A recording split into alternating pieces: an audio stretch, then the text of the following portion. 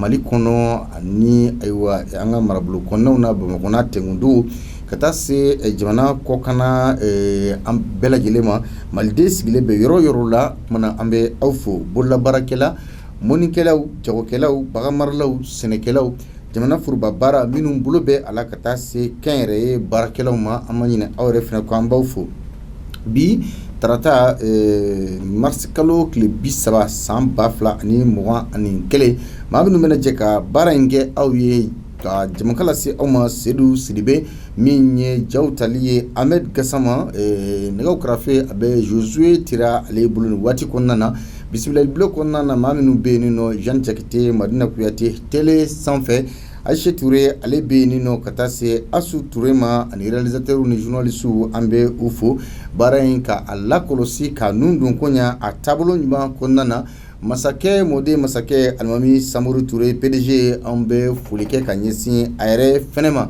otmana bisa anga barusin ambe na ode bla ni obe talike jamana don yereka kamana gwana kanyeshi donko do koni be ka fara lakana ko geleya o kan an ka jamana konnana dokun temele nyere min koni kunye wa jatige wali doye o tumbena ke an ka faba konnana atumena ke mamin fe o doye pakistanais do ani malien do ina fanye kuna funun soro tugamina pakistanais nunu ay pakistanais ni ani malien nunu yere yada gali ale masunya mawi tikera ula anga service de renseignement maw ulu fe aywa we afolo dokun temele min yɛrɛ suro ye 22h wati min bɛ talike negela ale filɛ nin ye kati ale kɔnɔna na ale bɛ kati de fɛ ani Bamako cɛ bɛ taa kilomètre 60 ɲɔgɔn na 22h30 wati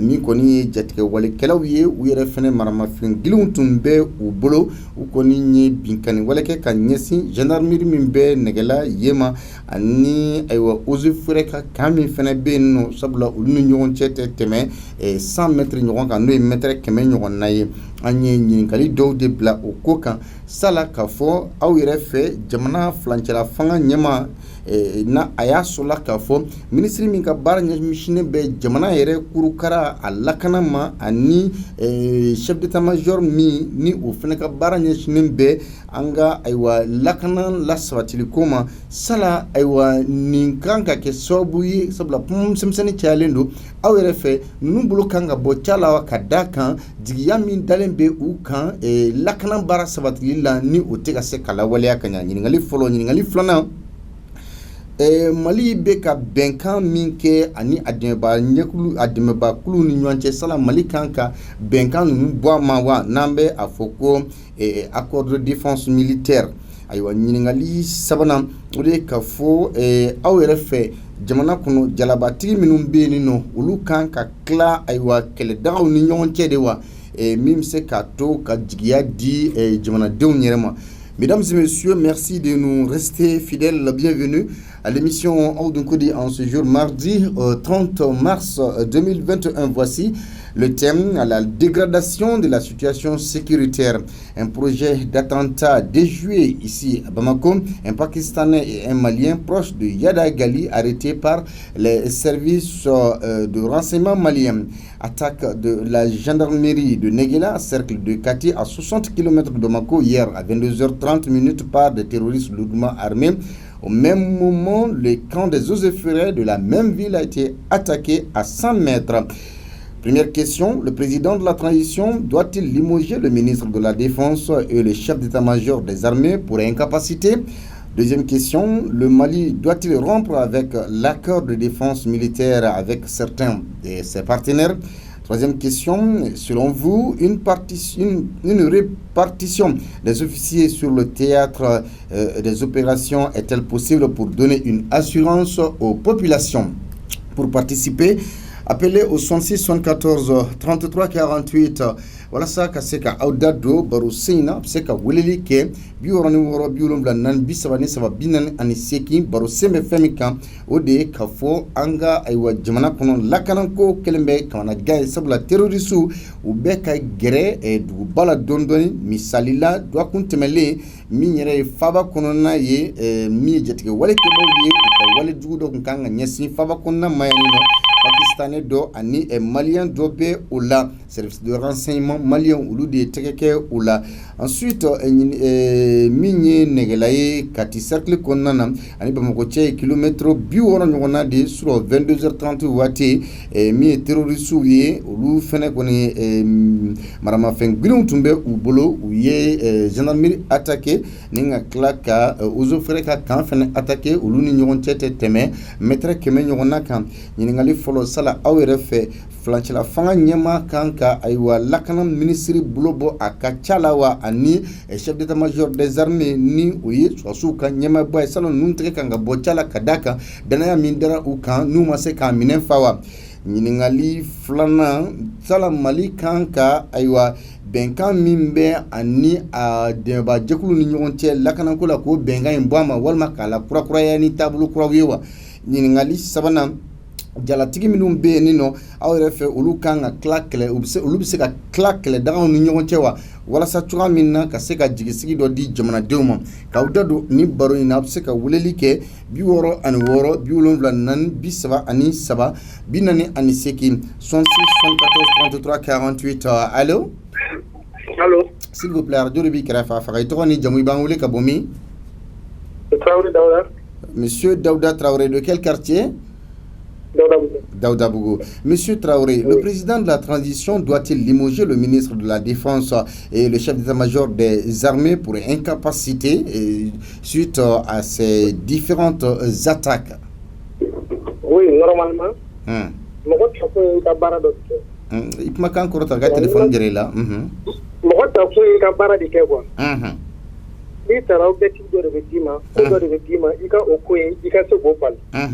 Ni i ma se k'o ban normalement i kan k'i place bila maa min bɛ se k'o kɛ o tigi ka n'o kɛ i bɛ se ka fɛn wɛrɛ kɛ min ni dɔ in tɛ kelen quoi vraiment si n'arrive pas à faire sécuriser les gens vraiment o kan ka bɔ yen quoi o kan ka bɔ yen vraiment mais ni lahala in na ni ninnu surunyara capitale la nin cogo in na e siran yɔrɔ bɛ se ka kɛ mun ye a la kosɛbɛ parce que n seginna kan n ko dɔgɔkun tɛmɛlen faba yɛrɛ kɔnɔna na yan n'o ye Bamakɔ kɔnɔna ye yan nɔ pakistanais dɔ ni malien dɔ minnu ka surun yada galila kosɛbɛ tɛgɛ kɛra olu la service de renseignement maaw fɛ siran yɔrɔ ye mun ye siran yɔrɔ ye min ye o bɛɛ y'o tɛmɛ parce que ne bɛ se ka min fɔ parce que maa o maa bɛ yen i b'a sɔrɔ jɛkulu banbagati ninnu n'u bɛna attaquement kɛ u bɛ tɛmɛ dugu dɔw de la u bɛ tɛmɛ yɔrɔ dɔw de la u bɛ héberger mɔgɔ dɔw de fɛ yen ka sɔrɔ ka na se finitigilakaw ma parce que i b'a sɔrɔ ka cible caman ye finitigilakaw de ye ne bɛ n yɛrɛ ɲininka fɔlɔ mun de bɛ ka na nin est ce que finitigilakaw fana bɛ ka min ta ka population sɛgɛrɛ est ce que population fana tɛ ka u to yen o de la maa min bɛ se ka dankari u la u ka o tigi ka dankari u la parce que ne bɛ miiri la souvent parce que réellement ni maa min bɛ yen n'a e lakana ni ko bɛ o tigi sɔrɔ e fana kan k'o labɔ a kalama mais mun de la u t'u labɔ a kalama ko nin bɛ ka kɛ. d'accord e ka baara kɛ dans ce sens fana k'a lajɛ est ce que rapport entre population et militaire c'est comment?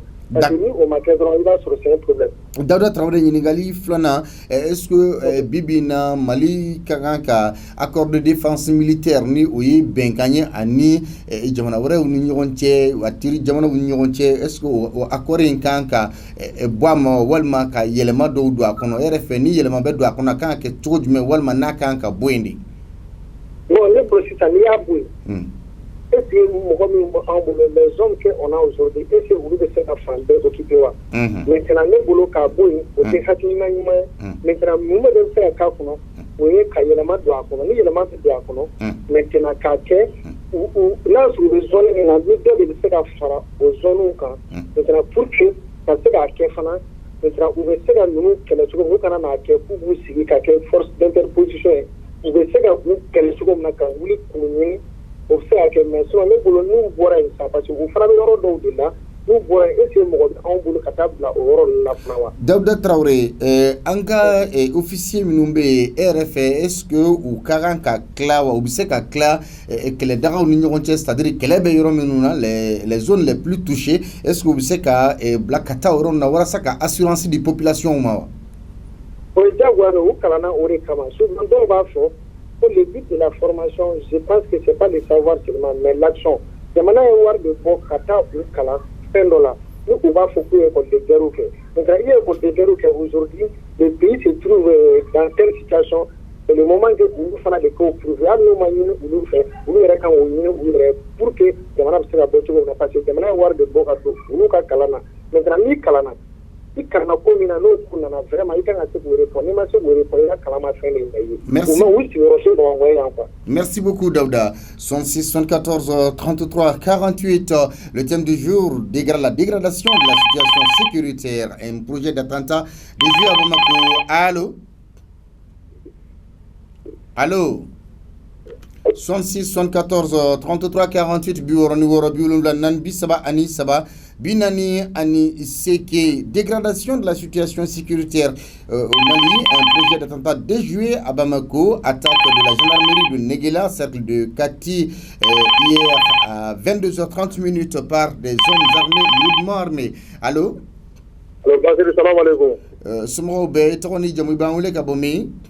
Lassana Dambele Gabouana. Ah, monsieur Lassana Dambele. Aïwa, est-ce que Flanchela Fanga Nyemogo ni bingani wale ba minun kera ani binga jatige wale min tunkan ka ke anga faba konnana ni pakistanais do ni malien do ni olu ko ni yada gali masunya mogo ye ni tege kera ula service de renseignement fait au kera do kun temele flana mi nye negelaye alebe kati cercle kono ani bumako che kilomètre bi woro de kunu nega mugani fla sanga bisaba o kan ni jatige wale keba fena nana kana bi yoro in kan gendarmerie ani ozo freka kanga est-ce que président de la transition kakanka BCK ministre de la défense ka a limogé wa ani chef d'état-major des armées ka dakan ko barami kalifarula ou maseka wala walia ka da bingani nunu yera surunyali la faba konnana. OK basoro ame bela jere ko basoro ni ko inda kala je aw yere singirawo sigidi pour que jamana ka sécurité ka ni manyama la depuis olu yere na jamana to be ka futi ka tafe Panya jadi me pas gine minen tananga ayre barnaga mele fleni nono mana jamana kono nono man jamana be ampe me guerre la anga sungira ko kanga ber sege sege ka beta bulu jati minen melu be beto idi ame yere nyoko kante mie anta do be seto e bebi sogo bono ngira do moduru me saka do ankela wati be bo mie migra negera ko sura ni a jate minɛ parce que ne yɛrɛ bɛ Bamakɔ mais ne jɔrɔlen don parce que an ka position bɛ yen nɔ matériel ɲɛnama t'u bolo k'u bɛ se ka défendre mun ye. Mais est-ce que la question ne ye question min posé i ma a jaabi fɔlɔ est-ce que ministre de la défense ni chef d'état-major général des armées olu kan ka limogé wa. Mais au cas de limogé olu kan ka wele k'u ɲininka o dalaka la parce que tu k'u ka baara kɛ o facile. D'accord ɲininkali filanan an b'o ta Mali fanga ka kan ka RF fanga ka kan ka bɛnkan min bɛ a n'a dɛmɛbagaw ni ɲɔgɔn cɛ ka bɛnkan in bɔ a ma da wa ka yɛlɛma de don a kɔnɔna na accord de défense militaire. Bon accord de défense militaire ne sera côté parce que bɛnkan yɛrɛ de kan ka bɔ a ma parce que quand bɛnkan in de bolo passé an tɛ se ka an sago ko foyi de kɛ. Voilà ne kɔni bolo ye min ye. D'accord. An ka jalatigi minnu bɛ yen nɔ est-ce que olu bɛ se ka tila kɛlɛdagaw ni ɲɔgɔn cɛ wa walasa ka se ka hakililatigɛ dɔ di population yɛrɛ ma. Mais Basiru n'i y'a mɛn ko mɔgɔ bɛ don armée la ka pas se ka kɛ jarabatigi ye. Kɛkun de ye ni jamana taara otage la pour que u ka se ka jamana dilan a tigiw bolo. Mais i b'a jateminɛ an ka jarabatigi fɛn fɛn bɛ yen a si mago tɛ kɛrɛ na ko bɛɛ sigi bɛ bureau kɛrɛ dɔrɔn de la ka an to souffrance la.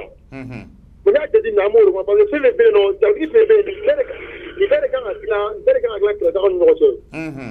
Sinon a bɛ tɛmɛ Bamakɔ yan n'a bɛ Bamakɔ yan parce que a ka kan sa anw bɛ population ye an bɛ Bamakɔ yan jarabatigiw olu fana Bamakɔ yan o tuma denmisɛnnin minnu bɛ kɛlɛ ɲɛma olu bɛna mun kɛ sisan parce que olu fana komi sisan olu bɛ fɛn de la o tɛ min kunna o tɛ min sɔn ka dɔn ne kɔni fɛla ye min ye sisan mais président de kan ka président kan ka jaw ba fanga bulu kan o ka bɔ bamakɔ ka taa denmisɛnninw classé de ka ɲɛ pour que an filɛ yɔrɔ min na fana an filɛ yɔrɔ min na pour que an ka bɔ nin gɛlɛya kɔnɔ sinon a gana yɛrɛ jamana bɛ cogo min na sisan a gana. Ok Dambele merci 66 74 33 48 66 74 43 aw dun kodi min bɛ allo.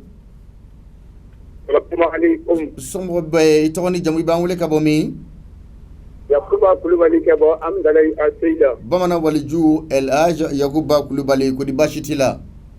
Alhamdulilayi Malasanu. Senu ani Amdalayi. Insha Allah baasi tɛ yen nɔ alhamdulilayi. N bɛ Ala fo. Alhamdulilayi Malasanu. Bisimila. Ko nin b'i fo. Ka lamɛnbaa bɛɛ lajɛlen fo. Arajo ɲɛmɔgɔba Laasana masakɛ Alimami Samori Ture oui. Alimami Samori Ture. Ka foli k'a ye ka dugawu k'a ye ka dugawu ɲini a fɛ. Ala ka sini kɛnɛya da an n'a ma. Ami. Ani labanko ɲuman Ala k'o d'a ma. Ale de ye kumaso dayɛlɛ ko an bɛɛ ka don an ka hakilila fɔ jamana jɔ kuma kan. Oui. Alhamdulilayi o ye hɛrɛba ye o boɲaba de ye an b'a fo o la. Bisimila.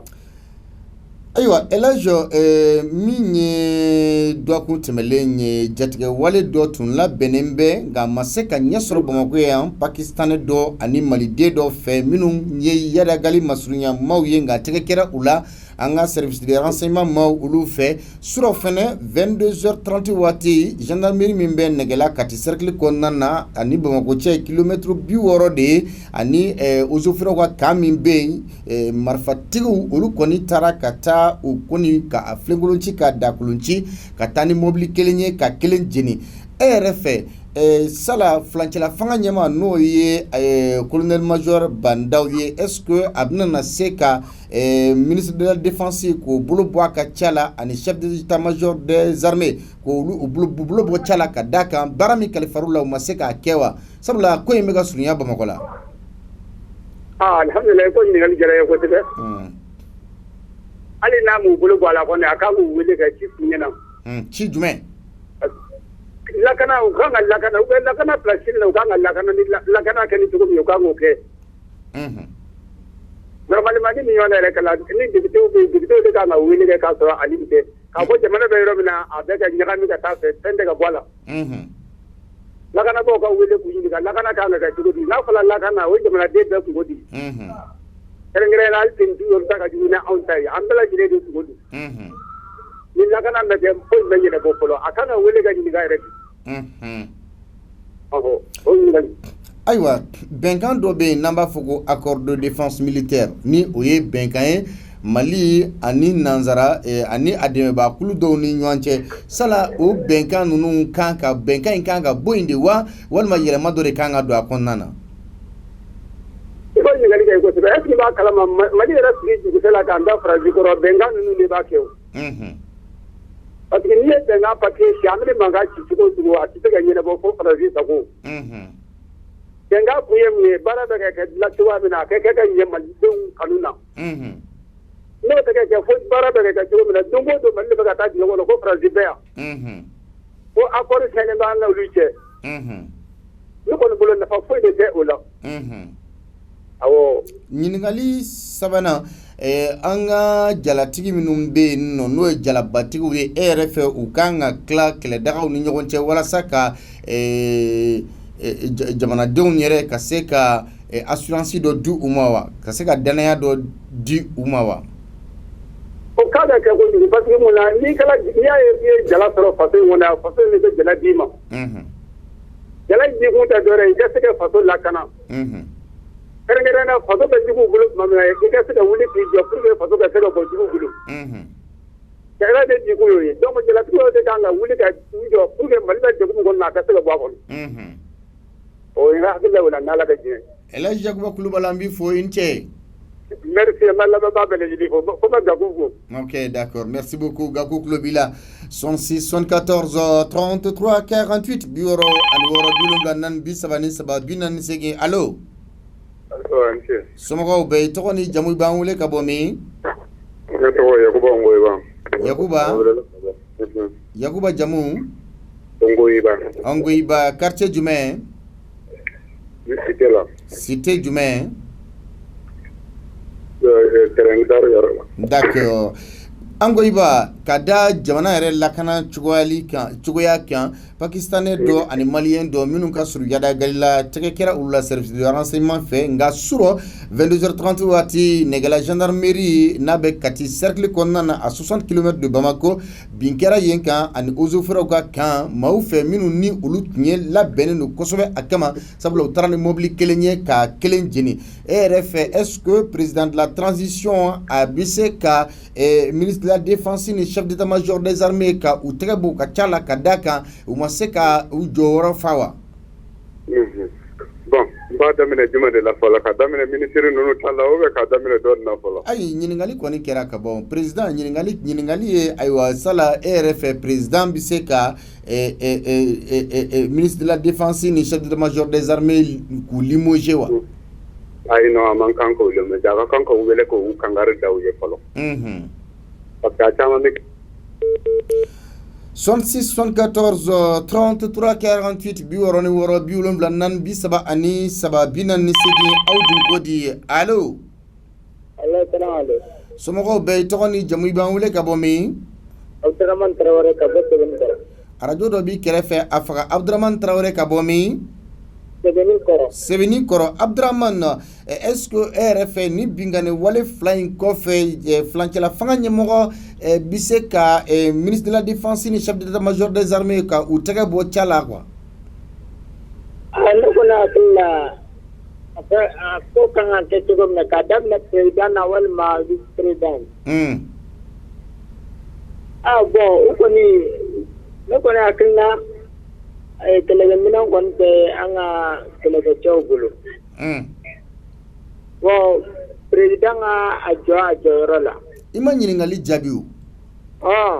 Ɲininkali min kɛra o de k'a fɔ ko sala flancɛla fanga ɲɛmɔgɔ ni bingani wale ninnu kɔfɛ ninnu bɛ ka gɛrɛ Bamakɔ la cogo min na tan est-ce que ministre de la défense ni o ye jamana lakana ministre ye ani chef d'état-major des armées n'o ye an ka finitigilakaw ka ɲɛmɔgɔ ye sala ninnu tɛgɛ kan ka bɔ ca la wa ko ka da kan ko ni bingani wale surunyara Bamakɔ la wa? 66 74 33 48 66 74 ani 3 48 aw dun ko di allo. Allo i tɔgɔ ni jamu i b'an wele ka bɔ min? Dawuda Berete Kalabankura. Monsieur Dawuda Berete Kalabankura. Ayiwa ni bingani wale min ni o kɔni o jatigɛ wale in ma se ka kɛ nka nɛgɛla o kɔni ta kɛra sur 22h30 waati n'o ye gendarmerie ni eaux forêts e yɛrɛ fɛ est-ce que lakana bundakun kan flancɛla fanga ɲɛmɔgɔ bɛ se ka ministre de la défense ni chef d'état-major des armées k'u tɛgɛ bɔ baara la wa ka da kan bingani wale bɛ ka surunya faba kɔnɔna yɛrɛ la cogo min na wa? Awɔ kan k'o tɛgɛ bɔ baara nin na. Munna? I yɛrɛ y'a fɔ ɲɛna na o bɛ gɛrɛ la an na dɔɔni nin ko bɛɛ de kɛra patimɛna sisite bɔ la mɔgɔ t'a dɔn mɔgɔ sugu kelen de bɛ nin kɛra. N'o b'o ka baara dɔn nin man kan ka kɛ c'est vrai c'est a ka gɛrɛ terroriste baara filɛ nin c'est très difficile parce qu'on ne sait pas qui est qui. Mais olu fana an ɲɛ t'o jɔyɔrɔ la u ka baara la nin ko la dɛ. Est-ce que Mali ka kan ka bɛnkan sɛbɛn min bɛ o ni u dɛmɛba jɛkulu dɔw ni ɲɔgɔn cɛ Mali kan k'o bɛnkan sɛbɛn in bɔ a ma wa yɛlɛma dɔ de kan ka don a kɔnɔ? Bon o kan ka bɔ a ma. Munna? O ye bɛnkan min kɛ bɛnkan ni résultat jɔn y'a ye fɔlɔ. An si ma résultat yala an ma foyi ma la. Ni résultat kun b'a la bɛnkan min bɛ kɛra o kun tɛ kɛ o. Trêve ja ye min ye. A bɛ ko bɛɛ dabilalen k'a fɔ k'a bɛ nin kɛ mais n'a ye trêve kɛ mais o bɛɛ la dɔ bɛ duguma sira taama na o kɔrɔ de trêve tɛ yen koyi donc o kan ka sigi ka ko nin réviser à zéro. D'accord. Est-ce que an ka officier minnu fana bɛ yen nɔ olu kan ka tila kɛlɛdagaw ni ɲɔgɔn cɛ wa walasa ka hakililatigɛ dɔ di jamanadenw yɛrɛ ma n'o ye population ye wa? O ye ribali yɛrɛ de o kan ka tila yɛrɛ de o man ka sigi yan koyi. Olu ka baara de ye u kan ka bɔ de jamana ni ɲɔgɔn cɛ ka hakilinasigi di an bɛɛ t'olu ma. N'o sigini bɛ yan cɛnni de kɛra an bɛɛ bɛ an ta dɔn siècle bɛɛ bɛ ɲini ka ɲugu ɲɔgɔn na yan olu don ka baara de mɔgɔ n'i bɛ baara min kɛ i kan k'o lawale de kɛ o man ka sigi biro kɔnɔ k'a fɔ ko bɛ biro kɔnɔ baara kɛ u kan ka yɛrɛ terrain kan de u k'o ka baara kɛ donc hakili la kɔni o kan ka bɔ an ka dilan yɔrɔ ni ɲɔgɔn cɛ. Ok, d'accord. Entier. Yamba. 66 74 33 48 biworo ni woro biwulumvla annan bi saba ani saba binan ni sigi. Allo. Allo Allah. Madame Soumoro be to ni jamu ban wule ka bomi. Tomoro bugu. Ito ni jamu. Adam Keita. Adam Keita sala RF jatige wale kelauka wale ajugumi nue am konkera uma pakistanais doni malien do fe ani bink 66 74 33 48 bi woro ni woro bi ulum lan nani bi sabani sababina ni segi. Allo. Assalamu alaikum. Somo be to ni jamu ba wule ka bomi. Usman Diallo ma wule ka bo Nyamana. Ki wule ka bomi? Nyamana Usman Diallo. Ayo Usman Diallo ni waliya minnu filɛ ka kɛ nin ye tan e yɛrɛ fɛ jamana ɲɛmaa bɛ se ka ministre de la défense bolo bɔ ca la wa ani a ka chef d'état-major des armées ka d'a kan lakana yɛrɛ bɛ ka taabolo min kan nin cogoya in na. Ala ka mɛn sɔgɔma. Jamana ɲɛmaa yɛrɛ tɛ dɛ. ACI o ministre de la défense o sécurité o. Nin bɛɛ lajɛlen u ka biro kɔnɔna bila u ka sɔrɔsɛ ye min ye ni sɔrɔsɛ nana kojugu bɛ dugu la a bɛɛ bɛ bila. Transition yɛrɛ kɔrɔ de ko o ko bɛ yen ni a man ka kɛ n'a bɛ ka kɛ civil tile la. Transition kan k'o dilan k'o tile. Ni maa min nana fanga ta ko u bɛ tugu transition ka sira kɔ. Bon ni transition bɛɛ lajɛlen sɔrɔsi bɛɛ ko n bɛ taa sigi bureau climatiseur n bɛ don vérité kɔnɔ. Ayiwa maliyɛn an bɛɛ b'a la bolo ka kɔrɔ mais dɔ bɛ fara a kan dɛ.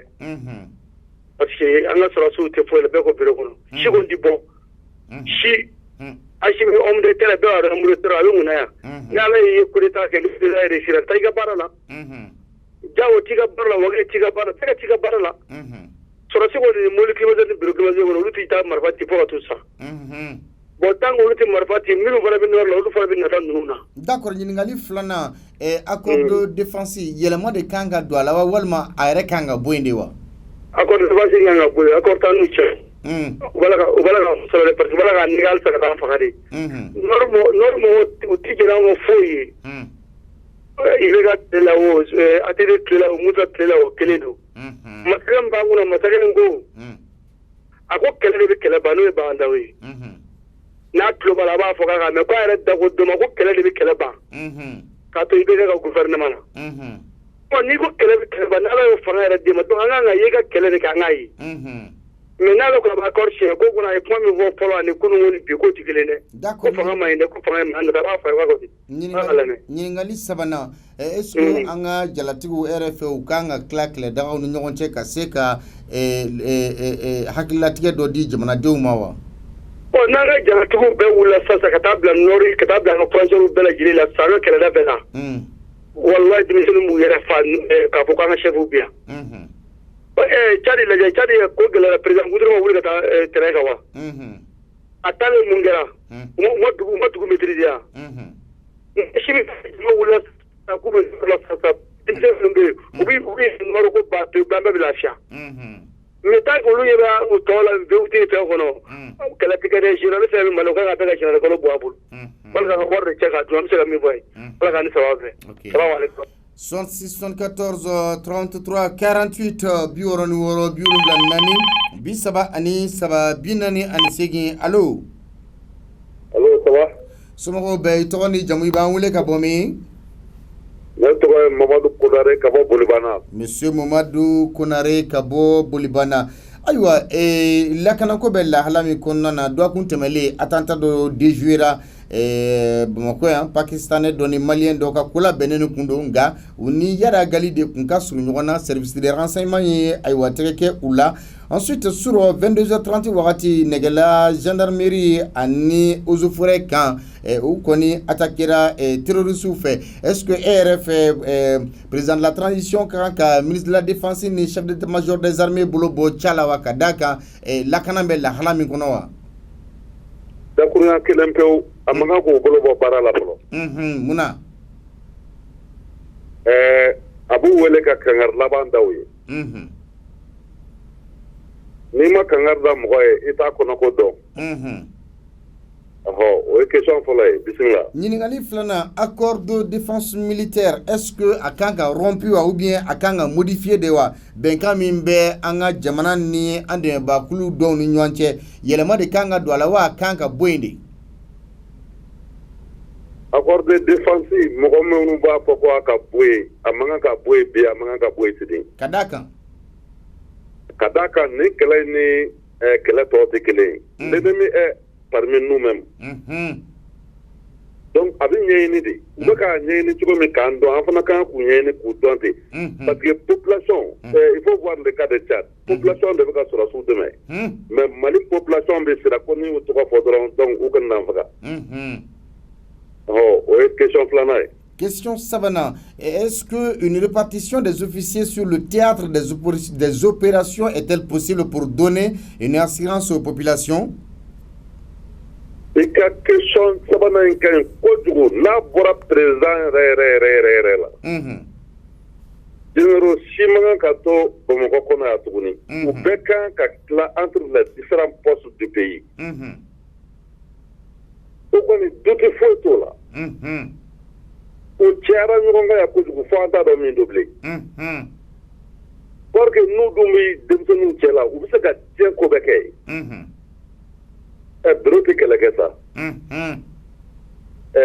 Transmission mɔgɔw bɛ yen ni renseignement min don k'o do olu ma dɔrɔn k'a fɔ président ni ministre ye dɔrɔn a banna. Fɔ bɛɛ ka taa kungo kɔnɔ. Voilà, merci. Merci beaucoup.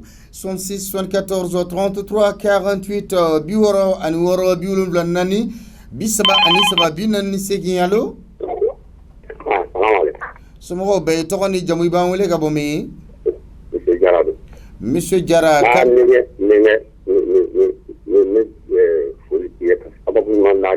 Amina. Ala ka sababu ɲuman ne baara de se ma. Amina. N bɛ samedi ni sojana Bamakɔ kɔnɔ yan. Ni cɛkɔrɔba bɛ yen. Yɛlɛma in bɛ yen ne ko Bamakɔ kɔnɔ yan. E bɛ ka fɛn min fɔ dɔrɔn hali ni ma caman fɔ. Ni maa ka wuli n t'a ci dɔ minɛ n'an ka filɛ don tile jɔ in na. Mali corona. Mali corona fɔ ka se an bɛ dugawu min kɛ Ala ka sababu ɲuman dɔrɔn de kɛ Mali corona. Mais k'ale t'a fɔ fɛn min fɔ n bɛ a bɛɛ expliquer sisan. Jamana in an bɛ janfa de fɔlɔ. K'an to nin cogo la. Bɔ cogo foyi t'an na. Ni maa min yɛrɛ ka fɛnkɛ don dogo ni n'o ko a b'a bɔ. Radio nin t'i kɛrɛfɛ i k'o faga. N bɛ radio in fɔ ni maa min yɛrɛ ka fɛn dogo. Ni tɔ kelen ko k'a b'a bɔ. Baara ti ɲɛ dɛ. Ba k'an kisi an kana bɔ ɲɔgɔn kɔ. Mali walahi Mali marakɛlaw u bɛ ka fɛn ɲɔgɔn kɔ u ma bɛn. Nɛgɛla ka attaqué. Bamakɔ attaqué de koyi. Walahi Bamakɔ attaqué yɛrɛ de. Ni hali na tɛ maa maa bɛ faga in na. U tɛ jamana lakana na koyi. Walahi u bɛ nafolo ɲini de la. Ani n bɛ n ja. O dun tɛ se ka kɛ walahi Mali tɛ farisayara koyi. Mali an bɛ fɛn ɲini na de k'an ko Bamakɔ kɔnɔ yan. N'Ala ma jan kɛ. Ni jɔrɔla dɛ ni jɔrɔla walahi ni jɔrɔla. Mais sisan kɔni i bɛ ka taa i bɛ ka de bɛ ka yɛlɛ Malidenw ma. Wallahi bilahi taala i bɛ ka de bɛ ka yɛlɛ Malidenw ma. Ni fɛn min fɔ ye dɛ anw min fɛ yan kana mɔgɔw ɲininka nin bɛɛ lajɛlen na. E bɛ k'a fɔ ko accord ni dépense min bɛ ka kɛ hali accord dépense a ba kelen na yan nɔ ko a tɛ bɔ ta a bɛ juguya ka tɛmɛ nin kan. Wallahi kana o kɛlɛ pewu. Accord dépense ko anw bɛ tila ka taa o lajɛ fo Algérie k'o ɲɛnabɔ. Accord dépense tun tɛ foyi ye ka jamana in avortɔlen de don. Ni accord dépense n'a a kɛra dɔrɔn wallahi Kidali bɛ bɔ Mali bolo. Yɔrɔ wɛrɛ fana bɛ yɛrɛ bɔ Mali bolo. Parce que Mali ka bon ni a lamini bɛɛ ye. O ɲɛngoya de b'o la hali minnu n'an bɛ ka na anw kan ka taa maa minnu dɛmɛ olu de bɛ ka na anw dɛmɛ. E ma dɔn anw kɛra fadensaw ye Ala kana an k'a ye. Amina Jara. Merci beaucoup Jara. Merci Inche Makoro alaka ime un rekoro ka akina dama. Allô. Allô. 66 74 33 48 bureau numéro bureau nan bi ça va bien ni allô. Oh mon père, entre. Ah, fiston, ça va bien Konaté doa? Oui, c'est Konaté. Ah, OK, Kalabanka ou Kakene? Pas sûr que la Kalabanka. Aïwa, la dégradation de la situation sécuritaire est un projet d'attentat déjoué à Bamako. Un Pakistanais et un Malien proche d'Yada Gali arrêtés par les services de renseignement. Attaque de la gendarmerie de Nekela, cercle de Kati à 60 km de Bamako hier à 22h30 par des terroristes lourdement armés. Au même moment, le camp des eaux et forêts également était attaqué à 100 mètres de la gendarmerie. Première question qu'on a été, le président de la transition doit-il limoger le ministre de la Défense et le chef d'état-major des armées pour incapacité? Bon, mon père, nettoie la ministre de la Défense ou bien la sécurité, le ministre chef d'état-major des armées. Chef d'état-major des défenses. Il a pas donné un comment se mener dans la neuf qui m'a dit terrorisé mal là en fait. Terrorisme intérêt jumɛn b'u bolo ka yan attaqué. Ne ka faamuya kɔni na kɔni terrorisme ka fɔ ko terrorisme b'an fɛ yan kɔni c'est pas vrai. Ka chef d'état-major ka a ko ou bien ka ministre de la défense ko o bɛɛ o. O ye non événement le ye quoi o kɛra o makaw ni attaque nin bɛ kɛ. Fo an ka dɔn fɔlɔ an jugu ye min ye. Tant que n'amu dɔn mɔgɔ gɛrɛ de bɛ k'a fɔ an ɲɛna nin de y'an jugu ye. Mais an yɛrɛ k'an sigi k'a dɔn fɔlɔ ko nin de y'an jugu ye. Donc attendez, donc e yɛrɛ fɛ Mali bɛ renseigner mɔgɔ wɛrɛw de fɛ k'a fɔ ani ninnu de bɛ ɲɔgɔn na mais en réalité Mali yɛrɛ t'a dɔn ani mɔgɔ min bɛ ɲɔgɔn na. Mais mon père fɛn min don a fɔ man di ni i b'a fɔ tɔgɔ dɔ o b'a fɔ ko i bɛ ka tugu démoraliser o dɔnlen don. An ka renseignement bɛ renseignement ta mɔgɔ dɔw de bolo.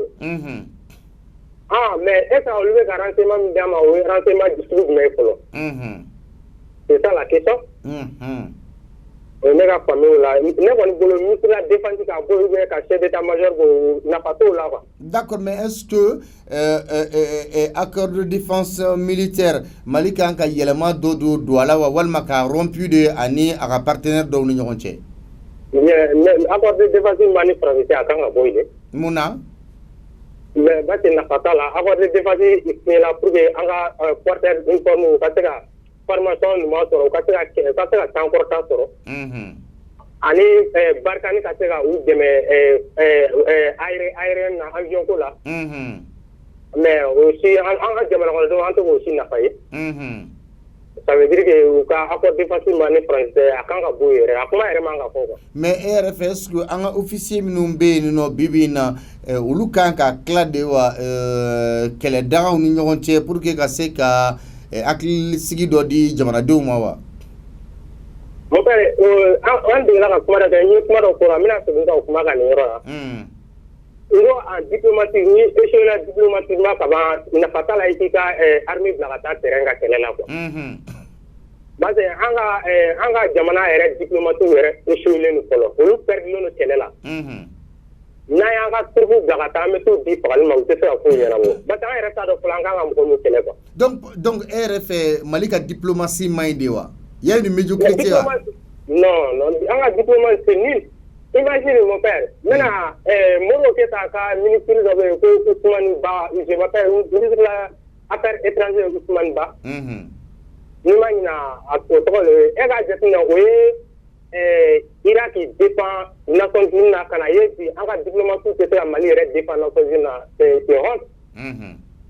Maliyala ko lo mais an ka ministre de l'affaires étrangères ale de taara jamana wɛrɛ de défend Nations Unies na. Na an yɛrɛ ka diplomatie dɛsɛlen don ka Mali yɛrɛ défend français yɛrɛ ɲɛkɔrɔ kuma tɛ Nations Unies ma. C'est pour cela ne kɔni ko fɔ Malien yɛrɛ k'a dɔn nin de y'an jugu ye quoi. An ka kɛlɛ qui provoque notre guerre qui bénéficie de notre guerre. n'aw sera k'o dɔn kɛlɛ in bɛ ban yɛrɛ ma ka sɔrɔ marifa ma ci. Qui provoque la guerre au Mali? Qui propose la guerre au Mali? Qui bénéficie de la guerre au Mali? Qui profite de cette guerre ou bien et qui bénéficie de cette guerre? Voilà, qui bénéficie de cette guerre? Qui provoque cette guerre? Attendez.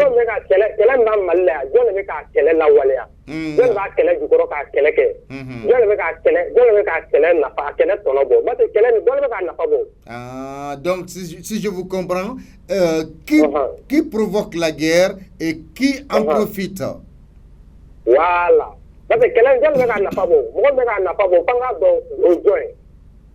D'accord. Konaté, merci beaucoup. 174 33 48 biworo ni woro biwolum nan bisaba ani saba binan ni segi awdun kodi. Allô? Allô? Radio do bi krefe bi sega faga. E to ni jamu bangole ka bomi. Allô de Djibo de Soumero. Ah, monsieur Djibo, eni fama? Ah, kerada. Yaro. Tumo wede. Aywa, akila ye baro sen famia flado nga abebe tali ke lakananko nasra de kan.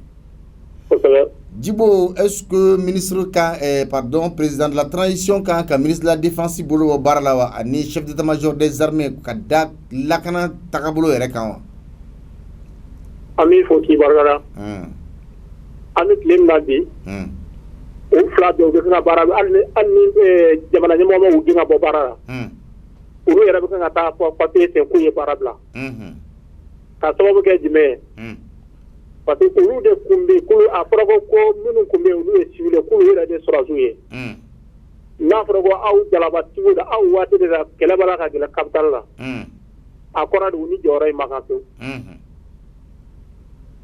D'accord. Ɲininkali filanan bɛnkan min bɛ Mali n'a dɛmɛbakulu dɔw ni ɲɔgɔn cɛ n'an ko accord de défense militaire a kan ka wuli ka bɔ yen de wa walima yɛlɛma dɔw de kan ka don a kɔnɔ?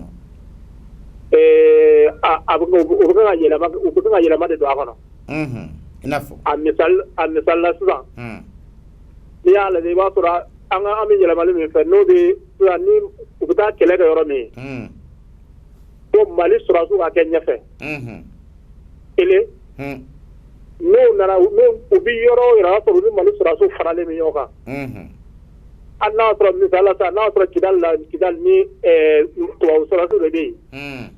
I b'a sɔrɔ Mali sɔrɔsiw ni tubabu ye sɔrɔsiw 10 ye Mali sɔrɔsiw ye 10 ye olu bɛɛ ka ɲagami ɲɔgɔn na ka baara kɛ. Wa u ka kunnafoni di ɲɔgɔn fɛ fana. Dɔw kana kunnafoni di ka dɔ to yen. Dɔw kana taa yɔrɔ la ka dɔ to yen kɔ. O yɛlɛmani de bɛ kan ka don o la. D'accord. An ka jalatigi minnu bɛ e yɛrɛ ka faamuyali la est-ce que u kan ka bila ka taa kɛlɛdagaw kɔnɔna na wa walasa k'u tila ka kɛlɛdagaw ni ɲɔgɔn cɛ c'est-à-dire kɛlɛ bɛ zone minnu na k'u tila yen ni ɲɔgɔn cɛ walasa ka hakililatigɛ dɔ di o sigida mɔgɔw ma wa?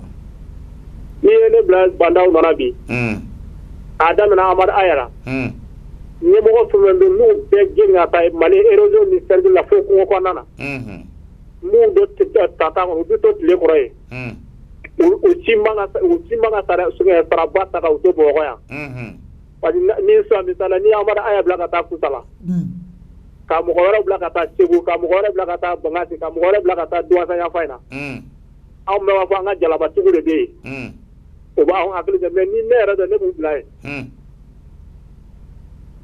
Ok, Djibo an b'i fo 66 74 33 48 biwɔrɔ ni wɔɔrɔ 74 43 48. Allo? Ero ne tile. Sangare ɲɛmɔgɔrɔkaw ka kɛnɛ? Baasi foyi tɛ. Alhamdulillah. Hakili ye baro sen lamɛn fila don. N y'a faamu dɔɔni. E yɛrɛ fɛ président de la transition kan ka ministre de la défense bolo bɔ baara la wa ani chef d'état-major des armées? Bon a ma se a k'o bolo bɔ olu yɛrɛ kan ka ɲɛntiri kɛ o yɛrɛ k'a fɔ k'o y'a baara bila parce que ko an dɛsɛra. Parce que an bɛ jamana ɲɛnama fɛn fɛn seedu ni nin kɛra i ka côté la siɲɛ fila u bɛ maloya ka taa démissionner k'a fɔ président ma tiɲɛna an tɛ se. Anw fɛ yan seedu o tɛ kɛ f'i ka ji ye. A ma se Banaw ka kɛ mais n'o ma kɛ Banaw bɛ se k'o obligé o bɛ baara bila mɔgɔ wɛrɛ bɛ na.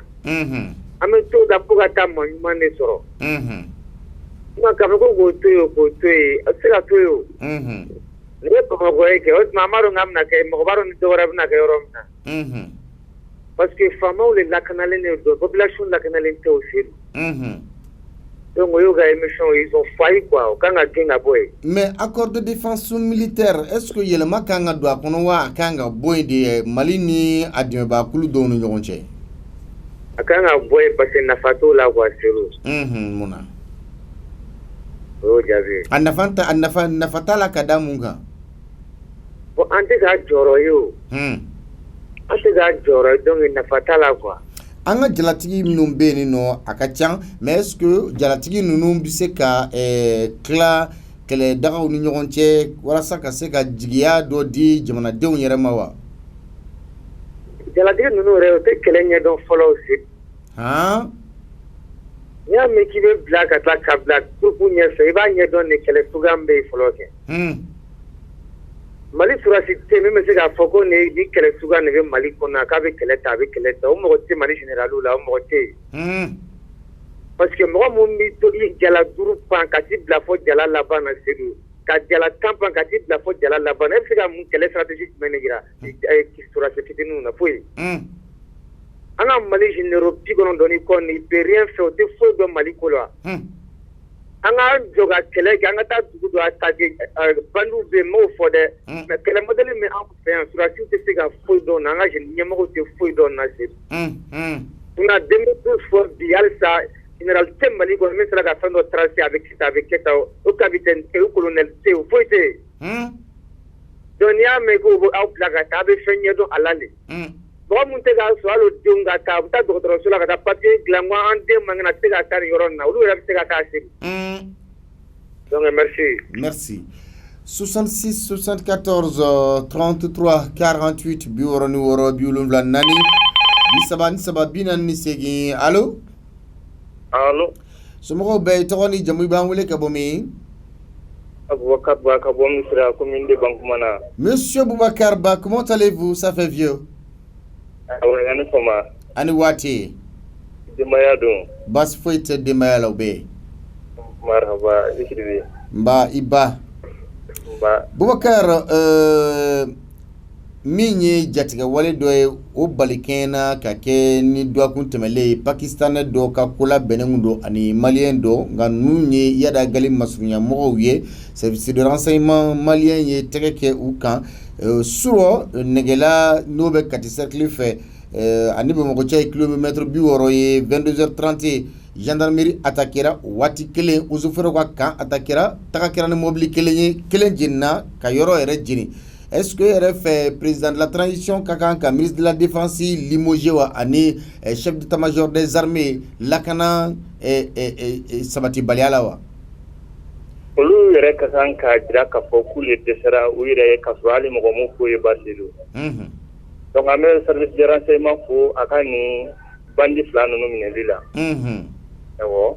Ɲininkali filanan est-ce que Mali kan ka accord de défense militaire ka interrompu wa walima ka annuler yɛrɛ ka bɔ yen pewu walima ka changement dɔ don a kɔnɔ? Seydou n'i y'a mɛn i bɛ changement don a kɔnɔ i b'a sɔrɔ i ye nafa dɔ ye. Mun man kan tɛ ka to Mali kɔnɔ en tant que ninnu kɔni bɛ Mali kɔnɔ Mali kɛlɛ tɛ ban kana sika o la pewu. Mais officier ka ca an ka jamana kɔnɔ e yɛrɛ fɛ est-ce que officier kan ka tila kɛlɛkɛyɔrɔw ni ɲɔgɔn cɛ wa ka se ka jigisigiyɔrɔ dɔ di population ma? Non, parce que officier tɔgɔw de don ne ko formule ani fɛn yɛrɛ ye kelen ye wa. Ne bɛ officier n'a sɔrɔ officier don ni kɛlɛ Mali kɛlɛ bɛ se ka kɛ tan kɛnɛ kan ninnu fana tɛ officier ye. Sinon n tɛ se ka kɛ officier 90 jamana kelen na o ka minɛ bandi ni damadɔ fɛ dugu t'u bolo kan t'u bolo ele t'u bolo foyi t'u bolo. Non Seydou ayi o tɛ se ka kɛ o kɔrɔ de ko ninnu tɛ jɛnɛru ye. Mais a bɛ fɔ wagati bɛɛ k'u bɛ yela forêt kɔnɔnaw la wula kɔnɔnaw la mais e kuma wuli tɛ se ka kɛ ka taa u nɔfɛ wula kɔnɔna na wula kɔnɔna ye kuma u ka basew de bɛ yen wa? Bɛɛ ye fɛn dɔ fɔ sisan parce que mɔgɔ ni mɔgɔ wɛrɛ de b'i informer e de tɛ se k'i ka fɛn kunnafoni sɔrɔ i yɛrɛ ye. Donc ni tuguna information fu fɔ o de ye nkalon ye ni ne bɛ fɔ tubabuw fɛ k'u bɛ yan u bɛ yan mais an yɛrɛ tɛ se ka fosi fɔ u bɛ yɔrɔ min na donc o b'a jira k'a fɔ ko hali fila an bɛ tubabuw ka complicité dɔrɔn de kɔnɔ quoi. Oui.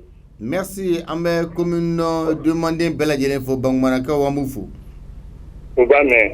Merci. 66 74 33 48 66 74 48 aw du ko di. Allo. Allo, salam alaikum. Somɔgɔw bɛɛ i tɔgɔ ni jamu i b'an wele ka bɔ min? Adama Traoré ka bɔ Lafiyabugu. Monsieur Traoré, ni jatigɛ wale min ni a balikɛɲɛna n'a ma se ka kɛ ani a waleya min n'a waleyara ka kɛ ni kunu ye nɛgɛla gendarmerie ani a Kandɛ Joseph Forêt, est-ce que e yɛrɛ fɛ transition ɲɛmɔgɔ bi se ka ministre de la défense bolo bɔ baara la wa ani chef d'état-major des armées? Sori ka nin ɲininkali diyara n ye. C'est-à-dire que ninnu kan ka bɔ baara yɛrɛ de la ka tila k'u dégrader yɛrɛ. Mun na? Parce que ka sababu kɛ e yɛrɛ filɛ e ye animateur ye ni danaya dar'i ni e kɛra directeur ye e ka superviseur e ka dugumamɔgɔw e ko olu ka nin kɛ n'olu ma se k'a kɛ ko tiɲɛni don n'olu kun e kan k'i yɛrɛ ɲininka o la e kan ka bɔ i yɛrɛ parce que e y'i ka devoir ti a failli ton devoir. D'accord. Est-ce que accord de défense militaire a kan ka interrompu de wa kan ka changement de kan ka don a kɔnɔ? Sori nin ɲininkali diyara n ye kojugu. Accord de défense Maliɲɔn an bɛ tilen k'a fɔ mais accord de défense mun de b'a kɔnɔ n'o tɛ ɲɛfɔ mɔgɔw ye fɔlɔ. N'an sera k'o dɔn n'a kan ka bɔ n'a kan ka yɛlɛma an bɛ se k'a yɛlɛma mais caman ni waati an de b'a fɔ accord de défense an t'a fɛ a bɛ tan u k'a ɲɛfɔ an ye fɔlɔ accord de défense a bɛ na ni mun ye jamana kɔnɔ a bɛ mun nafa ladon a bɛ na mun tiɲɛli ye mais seri n'u ma se k'a dɔn accord de défense kɔni a nafa ka dɔgɔ. Mais an ka officiers e yɛrɛ fɛ u ka kan ka tila kɛlɛdagaw ni zone de guerre ni ɲɔgɔn cɛ wa pour que ka jigisigi dɔ di population ma? Seri ka nin ɲininkali diyara n ye. Seri n'a fɔra an ka officiers olu de an civil olu de an ka jateminɛ na olu de ye sɔrɔsiw ka ɲɛmɔgɔw ye mais ɲɛmɔgɔ bɛ se ka to cogo di duguba kɔnɔ ni e yɛrɛ b'a dɔn e ye général ou bien e ye colonel i b'a mérité i y'a jala i b'a mérité i man kan tɛ ka to dugu kɔnɔ ka subordonné bila ka taa e de ye kɛlɛ kɛ e de ye école de guerre kɛ kalanbɔw kɛ mais n'i b'i ka baara dɔn i kan ka taa mais est ce que an bɛ ɲininkali kɛ est ce que u b'u ka baara dɔn bon an bɛ maliyɛnw yɛrɛ fana ɲininka est ce que anw yɛrɛ fana an dɔlen n'u la parce que an de wari don la u ka taa kalanw kɛ tubabu la école de guerre ni fɛn ninnu kɛ mais mankan daminɛ ni sisan tɛ seru Mali général kelen jɔn ye plan de guerre kɔ k'a jira mɔgɔw la o ye kelen filanan est ce que dugumala dalen don sanfɛla la fɔlɔ an b'o ɲininkali kɛ allo. N b'i lamɛn waati sera o. Voilà. Ok an b'o ɲininkali kɛ n'a y'a sɔrɔ dugumala dalen don sanfɛla la parce que kɔsan na n ɲɛ b'a la Facebook kan kɛden min bɛ patron nana k'u kan ka na Burkina frontière la mais jɔn de b'u ɲɛfɛ officier dɔw de b'u ɲɛfɛ mais i y'an ka patron jɔ ko officier dɔw b'u ɲɛfɛ an b'o de ɲininkali kɛ o mais nin bɛɛ kɔfɛ an ka kan yɛrɛ fɛ Malien n'an kɛra n yɛrɛ fɛ an ka bɛn fo la a ka ca Ala fɛ ni mankan a bɛ ban. Ok, merci beaucoup. A bɛ se ka jamukan in filɛ Liberté télévision sanfɛ ni Mali Vision b'a bolo 239 walima TNT 7 kan 41 an ka chaîne YouTube bɛ yen nɔ a bɛ se k'a sɔrɔ o fɛnɛ kan waati bɛɛ lajɛlen Liberté télévision a bɛ se k'an sɔrɔ internet fɛnɛ kan ale ni radio Liberté. maa minnu jɛra ka baara kɛ aw ye Seydou Sidibe ka jamukan na sa Mohamed Gassama ka Jawta Josué Tera kumakanw ka olu fili fiɲɛ fɛ min ye Jean Jakite Madina Kuyate Bisimila Bulo kɔnɔna na télé sanfɛ ɲɛmaya Bulo kɔnɔna na Aïcha la directrice de l'information an bɛ a fɔ ni ayiwa Asu Touré ka taa se an ka réalisateur n'an ka journaliste tɔ bɛɛ lajɛlen ma baara in k'a bɛɛ lakɔlɔsi k'a nun don masakɛ Mode masakɛ Alimami Samuru Touré PDG an bɛ a fɔ aw ni cɛ aw kan bɛ sini ni waati kelen kumaso kelen in kɔnɔ jamukan kelen in kɔnɔna na ni baro sen wɛrɛ ye